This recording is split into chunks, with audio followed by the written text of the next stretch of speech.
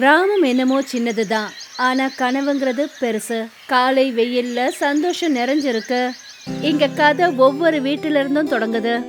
சில சமயம் சிரிக்க வைக்கும், சில சமயம் கத்து கொடுக்கும். ஆனா உண்மையை சொல்றதுக்கு கஷ்டம் வரும்போது அந்த மாதிரி சமயங்கள்ல தான் இந்த நாற்காலி எல்லாத்தையும் சொல்லும். மழை நிறைஞ்ச இரவுக்கு அப்புறமா கிராமத்துல ஒரு தெளிவான பிரகாசமான பொழுது விடியுது. பறவைகள் கத்துற சத்தம், பூக்கள் மலர்ந்திருக்கு. குழந்தைங்க ஸ்கூலை நோக்கி போய்கிட்டு இருக்காங்க. அப்புறம் அலுவலகத்துக்கு போறவங்க அவங்க வேலையை பார்க்கறதுக்கு கிளம்பி போறாங்க. முதல் பார்வையில இந்த நாள் நார்மலா தான் தெரியுது. ஆனா இந்த கிராமத்துல சில விஷயங்கள் அந்த மாதிரி இருக்கு. அது என்னைக்கும் மாறுறதில்ல. ரோட்ல ஒவ்வொரு இடங்கள்லயும் குழிகள், அப்புறம் சேறு நிறைஞ்சிருக்கு. அப்புறம் ஸ்கூல் பில்டிங் உடைஞ்சி விழற நிலையில நிக்குது. பஸ் எல்லாம் சரியான நேரத்துக்கு வரதில்ல. அப்புறம் பெண்கள் தண்ணி நிறைக்கிறதுக்காக ஹேண்ட் பம்ப்ல நீண்ட வரிசையில நின்னுட்டு இருக்காங்க. இது சாதாரண ஆனா கவலைகளை அதிகமாக்குற விஷயங்களுக்கு நடுவுல இந்த கதை ஆரம்பிக்குது. விமல் கிராமத்தை சேர்ந்த பால்காரர் தன்னுடைய நாளை ஆரம்பிக்கிறாரு. அவரு மாட்டு சாணங்களை சுத்தம் பண்ணிக்கிட்டு இருக்காரு. அப்புறம் பால் பக்கெட் எல்லாம் எடுத்து வச்சுக்கிட்டு இருக்காரு. அவருடைய வீட்டு வாசல்ல அவருடைய நண்பர் பிரிட்ஜ் பூஷன் நின்னுட்டு இருக்காரு. விமல் மர விளக்கு மரால புல் குவியல சுத்தம் பண்ணிக்கிட்டு இருக்காரு. அப்புறம் தண்ணீரை பயன்படுத்தல.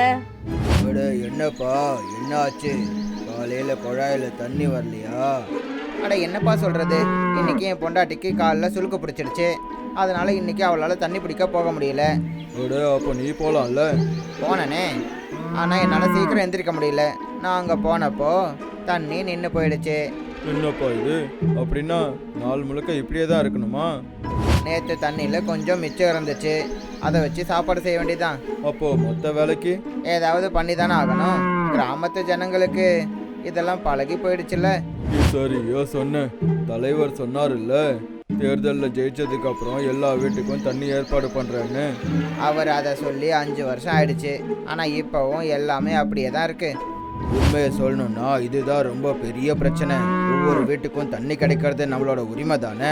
அவங்க 2 பேரும் பேசிட்டு இருக்கும்போது அஜய், அவனுக்கு 30 வயசு, அந்த பக்கமா வந்துகிட்டு இருந்தான். பிரிட்ஜ் பூஷன் அவன் வரும்போது தடுத்து நிறுத்தினாரு. அடே கண்ணா அஜய், எப்படி இருக்க? பார்த்து ரொம்ப நாள் ஆகுது. வணக்கம் சித்தப்பா, நான் ஒரு வேலையாக சிட்டிக்கு போயிருந்தேன். சிட்டிக்கா? ஆனால் எதுக்கு? அடே உனக்கு தெரியாதா?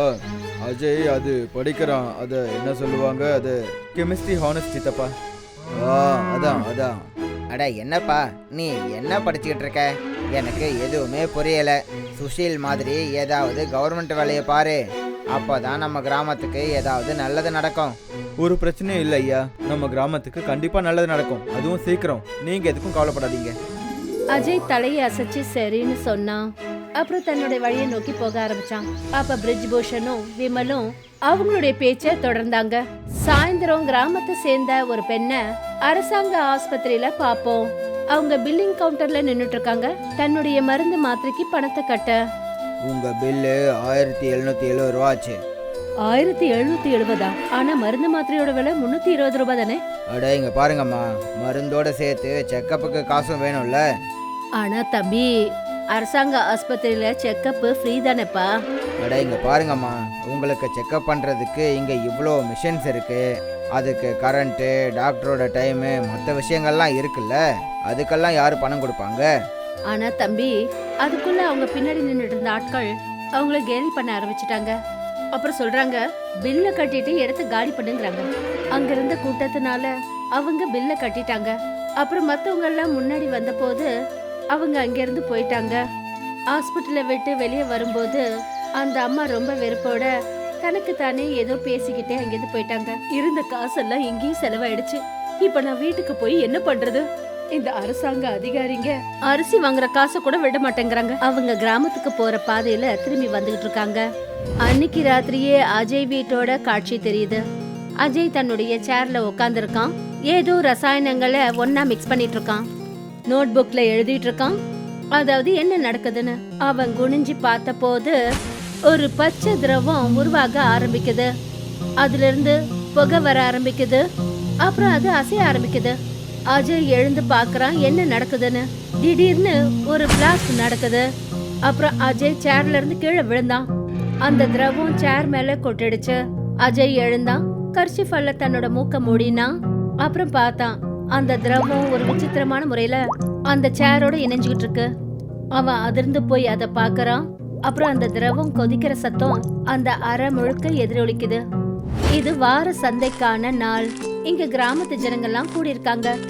ஹாஸ்பிட்டல்ல வந்திருந்த அதே அம்மா இப்ப ஆப்பிளோட விலைய கேட்டுட்டு இருக்காங்க. கிலோ 270 ரூபாம்மா. இவ்ளோ விலைங்களா? தம்பி, நீங்க இவ்ளோ விலைய வச்சு பழத்தை வித்தீங்கன்னா நாங்கெல்லாம் எங்க போறது? அட, அதுக்கு நாங்கள் என்ன பண்ணுறதுமா? நாங்கள் எந்த விலைக்கு வாங்குறோமோ அதுக்கேற்ற மாதிரி தானே விற்க முடியும். ஆனா தம்பி, அட, எதுவும் பேசாதீங்கம்மா. வேணும்னா வாங்குங்க, என்னால் விலைலாம் குறைக்க முடியாது. அந்த அம்மா ரொம்ப நொந்து போனாங்க, ரொம்ப சோகமா ஆனாங்க. அங்கிருந்து போக ஆரம்பிச்சாங்க. அப்போதான் அஜய் அங்க வந்தான். அப்புறம் அவங்கள மறுபடியும் கூப்பிட்டான். அம்மா நில்லுங்க, இன்னைக்கு நான் உங்களுக்கு ஆப்பிள் வாங்கி கொடுக்குறேன். நல்ல விஷயம்தான்ப்பா, கொடு. எவ்வளோ வேணுமா? அட பரவாயில்ல, இருக்கட்டும் கண்ணா, நான் சும்மா தான் விலைய கேட்டேன். அட பரவாயில்லம்மா, நான் உங்களுக்கு பையன் மாதிரி தானே. ஒரு வேலை பண்ணுங்க, எல்லா ஆப்பிளையும் கொடுத்துருங்க. ஆனால் அதுக்கு முன்னாடி எனக்கு ஒரு கண்டிஷன் இருக்கு. கண்டிஷனா? அது என்ன கண்டிஷன்ப்பா? நீங்கள் வந்து இந்த சேரில் உட்காரணும். அப்புறம் நீங்கள் சொல்கிற அந்த வேலை சரியானது தானான்னு என்கிட்ட சொல்லணும். சேரா? எனக்கு ஒன்றும் புரியலையேப்பா. கிளியராக இருக்கு. நீங்கள் சேரில் உட்காந்து விலையை சொல்லுங்க, நான் உங்களோட எல்லா ஆப்பிளையும் மொத்தமாக வாங்கிக்கிறேன். கடைக்காரர் கொஞ்ச நேரம் யோசிச்சாரு. அப்புறம் சரின்னு தலைய அசைச்சாரு. சரி கொடு. அந்த சேர் எங்க? அஜய் அந்த சேரை தனக்கு முன்னாடி வச்சான். அதுல கடைக்காரரை உட்கார சொல்லி சைகை காட்டினான். சரி சொல்லுங்க, இந்த ஆப்பிளை நீங்க கிலோ எத்தனை ரூபான்னு வாங்கிட்டு வந்தீங்க? அட, இதெல்லாம் பழைய பொருளுப்பா. நான் இதை கிலோ 80 ரூபான்னு தான் வாங்கிட்டு வந்தேன், தெரியுமா? கடைக்காரர் உடனே அதிர்ச்சி ஆனாரு. அப்பதான் அவர் என்ன சொன்னாருன்றத அவரு உணர்ந்தாரு. அப்புறம் அந்த விஷயத்தை மறைக்கிறதுக்காக அவர் முயற்சி பண்ணாரு. அட இல்லப்பா, இதெல்லாம் தப்பு. எங்க கிட்ட விலை அதிகம்னு சொல்ற, அப்புறம் இப்படி பண்ற? பாத்தீங்களாமா, இப்படிதான் நடக்குது. இதுக்கப்புறம் நீங்க இங்க இருந்து பொருட்களை வாங்காதீங்க. ஐயோ இல்லம்மா, இதெல்லாம் பொய். அப்படியா? இதெல்லாம் பொய்யா? இதெல்லாம் உண்மை இல்லைன்னா அப்புறம் எப்படி உங்கள் வாயிலிருந்து அது வந்துச்சு? அட, எனக்கு எப்படிப்பா அது தெரியும்? நீங்க இதெல்லாம் கவனிக்க மாட்டீங்கன்னு நினைச்சேன். சரி வாங்க, நான் 1 கிலோவுக்கு 1 கிலோ ஃப்ரீயாவே கொடுக்குறேன். கூட்டத்துல இருந்தவங்க எல்லாரும் இத பாத்துட்டாங்க. அப்புறம் அவங்களுக்குள்ள அவங்க பேசிக்கிட்டாங்க. அதுக்கப்புறம் போயிட்டாங்க. அதனால கடைக்காரரோட இந்த கேவலமான செயல் எல்லாரும் முன்னாடியும் வெளிவந்துடுச்சு. அவர் அதே இடத்துல உட்கார்ந்துருந்தாரு. தோல்வி அடைஞ்ச துக்கத்தோட தலையில கையை வச்சுட்டு உட்கார்ந்துருந்தாரு. அதுக்கப்புறம் அஜய் தன்னுடைய மாய நாற்காலியோட கிராமத்து பாதையில நடந்து போனான். அப்புறம் தன்னை சுத்தி நடக்கிற விஷயங்கள்ல கவனத்தை செலுத்தினான். அங்க இருக்கிற ரோட்டோட நிலைமையை பார்த்தான். இப்பவும் அந்த தெருவெல்லாம் உடைஞ்சு போய் பள்ளம் பள்ளமா இருந்தது. அதனால சில அசம்பாவிதங்கள் நடக்குது. ஜனங்க நீளமான வரிசையில தண்ணிக்காக நின்னுட்டு இருக்காங்க. மாடுங்கள்லாம் குப்பை, பிளாஸ்டிக் கவர்களை மேய்ஞ்சுக்கிட்டு இருக்கு. அந்த கிராமம் மொத்தமும் வாழ்க்கையோட நிலைமை இப்பவும் ரொம்ப மோசமா இருக்கு. திரும்பி வர வழியில அஜய் ஒரு பேனரை தாண்டி நடந்து வந்துட்டு இருந்தான். அதுல அந்த ஊர் எம்எல்ஏவோட பிரச்சாரம் நடக்குது. அப்புறம் ஓட் கேட்கறதுக்காக அப்பீல் பண்றாங்க. அஜய் ஒரு நொடி நின்னா அந்த போஸ்டரை நோக்கி பார்த்தான். அப்புறம் உணர ஆரம்பிச்சான், இந்த சண்டை சின்னது கிடையாது, இது மாற்றத்துக்கான சமயம். அதுக்கப்புறம் அவன் முன்னாடி போனான். அன்னைக்கு ராத்திரி அஜய் வீட்டுல உட்காந்து புஸ்தகத்தை படிச்சுட்டு இருந்தான். அப்பதான் வீட்டு கதவை யாரோ தட்டினாங்க. அவன் எழுந்து போய் கதவை திறந்தான். அங்க பார்த்தா அதே கடைக்காரன் நின்னுட்டு இருந்தாரு. அந்த மனுஷனோட முகமுடிய தான் எல்லார் முன்னாடியும் கிழிச்சான். அஜய் அந்த மனுஷனை ஆச்சரியமா பார்த்தான். அட நீங்களா? அண்ணா, என்னோட கடை உங்களோட இந்த சேரால மொத்தமா போச்சு. கொஞ்சம் தயவு காட்டுங்க. இதுக்கப்புறம் நான் எப்பவுமே நல்ல பழங்களை மட்டும்தான் விற்பேன். அதையும் சரியான விலைக்கே விற்கிறேன். அஜய் சிரிச்சான். அப்புறம் சரின்னு தலையை அசைச்சான். மறுநாள் காலையில அஜய் அந்த கடைக்காரரோட நின்னுட்டு இருந்தான். அப்புறம் அவங்கள சுத்தி கிராமத்து ஜனங்களும் நின்னுட்டு இருந்தாங்க. பாபுலால் அண்ணன் அவர் செஞ்ச தப்ப உணர்ந்துட்டாரு. அவரு வாக்கு கொடுத்திருக்காரு, இனிமே சரியான பொருளை சரியான விலைக்கு மட்டும்தான் விற்பேன்னு சொன்னாரு. என்னென்ன? ஆமா, இனிமே நான் சரியான பொருளை சரியான விலைக்கு மட்டும்தான் விற்பேன். கண்ணா, இந்த வேலை முடிஞ்சது. ஆனா இந்த மாதிரி கிராமத்துல நிறைய விஷயம் இருக்கு. உன்னால அந்த விஷயங்களையும் சரி பண்ண முடியுமா? கண்டிப்பா ஐயா. அஜயோட கண்கள் பெருமையாலும் உறுதியாலும் நிறைஞ்சிருந்தது. அஜய் ஒவ்வொன்னா கிராமத்து ஜனங்களுக்கு முன்னாடி டாக்டர், கடைக்காரர், அப்புறம் மற்ற விற்பனையாளர்களோட தவறுகளை வெளியே கொண்டு வந்தான். ஒவ்வொருத்தரும் நாற்காலியில உட்கார்றாங்க. அப்புறம் அவங்களுடைய கேவலமான செயல்கள் எல்லாரும் முன்னாடி வெளிப்படுது. அப்புறம் காட்சி அஜய் மேல வந்தது. அவனுடைய முகத்துல லேசான புன்னகை தெரிஞ்சது. வேற யாராவது இருக்கீங்களா என்ன? சில நாட்களுக்கு அப்புறம் அஜய் கிராமத்து மக்கள் மத்தியில உட்கார்ந்துட்டு இருந்தான். எல்லாரும் லேசான பதற்றத்துல உட்கார்ந்துருந்தாங்க. அப்புறம் அஜய் பேசினான். அப்புறம் அமைதிய உடைச்சான். உங்க எல்லாருக்கும் என்ன ஆச்சு? எல்லாரும் ஏன் இவ்வளோ கவலையா இருக்கீங்க? அட கண்ணா, உனக்கு தெரியும்ல, இன்னும் கொஞ்ச நாள்ல எலெக்ஷன் இருக்கு. போன தடவை பூஷன் தான் ஜெயிச்சாரு. நல்லது செய்யறேன்னு வாக்கு கொடுத்துட்டு அவரும் அதே தான் செய்யறாரு. இன்னும் எதுவும் பண்ண மாட்டேங்கிறாரு. ஆமாப்பா, இந்த அரசியல்வாதிகளே இப்படிதான். தேர்தல் நேரத்துல பெருசா பேசுவானுங்க. ஆனா அதெல்லாம் பரவாயில்ல சித்தப்பா, இந்த தடவை அப்படி நடக்காது. இந்த தடவை நம்ம கிட்ட நம்மளோட மாய சேர் இருக்குல்ல, அவரை அதில் உட்கார வச்சு நம்ம கேள்வி கேட்கலாம். கிராமத்து ஜனங்க ஒரு நொடி அமைதியானாங்க. அப்புறம் சரின்னு ஒத்துக்கிட்டு தலையசைச்சாங்க. இன்னொரு ஃப்ரெஷ்ஷான காலை உதிச்சுது. கிரவுண்ட்ல ஒரு டென்ட்டு, ஒரு மேடை, அப்புறம் ஒரு மைக்ரோஃபோனை போட்டாச்சு. மேடைக்கு பின்னாடி ஒரு பெரிய போட்டோ போட்டிருக்காங்க. அதுல அந்த எம்எல்ஏ இருக்காரு.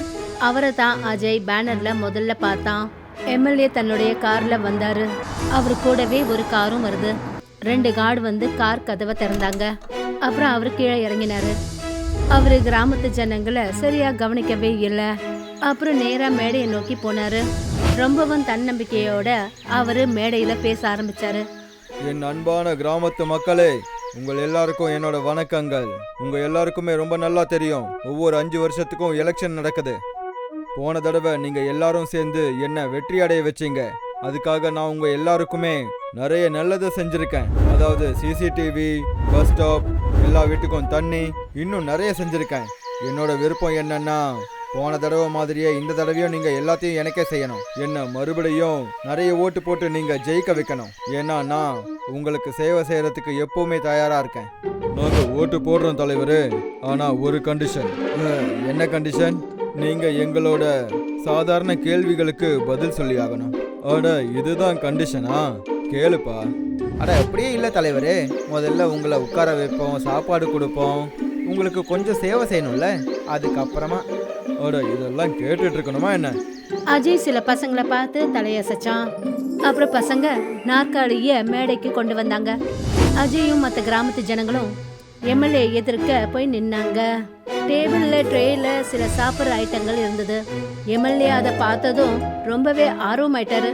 அதுல இருந்து எடுக்கிறதுக்கு அவர் முயற்சி பண்ண போது அஜய் தன்னுடைய கைய டேபிள் மேல வச்சான்.